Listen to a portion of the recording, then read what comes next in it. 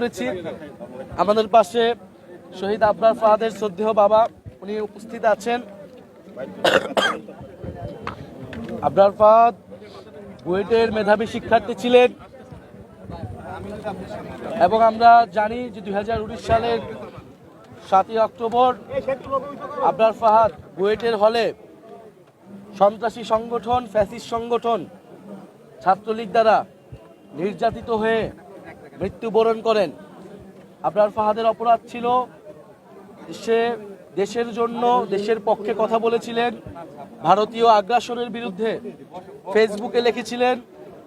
বাংলাদেশের সাথে যে চুক্তি করা হয়েছিল, ফেনী নদীর চুক্তি করা হয়েছিল, যেখানে বাংলাদেশের স্বার্থ ক্ষুণ্ণ করা হয়েছিল, এরকম বাংলাদেশের স্বার্থের পক্ষে আবরার ফাহাদ কথা বলেছিলেন দেখে আবরার ফাহাদকে ভারতীয় তাবেদার সংগঠন ফ্যাসিস্ট সংগঠন ছাত্রলীগ সারা রাত নির্মম নির্যাতন আধিপত্যবাদ বিরোধী এবং সন্ত্রাস বিরোধী আন্দোলন গড়ে তুলেছিলাম।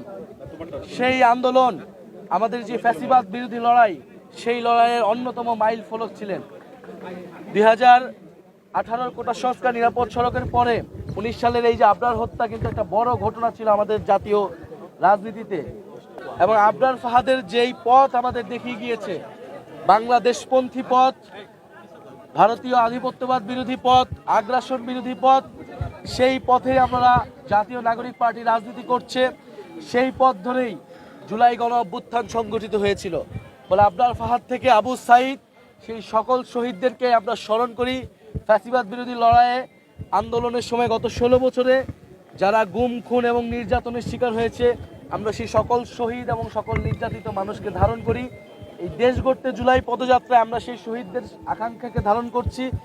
সেই শহীদরা যেই স্বপ্নের বাংলাদেশ দেখেছিল, যে স্বাধীন সার্বভৌম মর্যাদার বাংলাদেশ স্বপ্ন দেখেছিল, যে বাংলাদেশপন্থী রাজনীতির উত্থান তারা করতে চেয়েছিল, আমরা সেই রাজনীতি করতে চাই।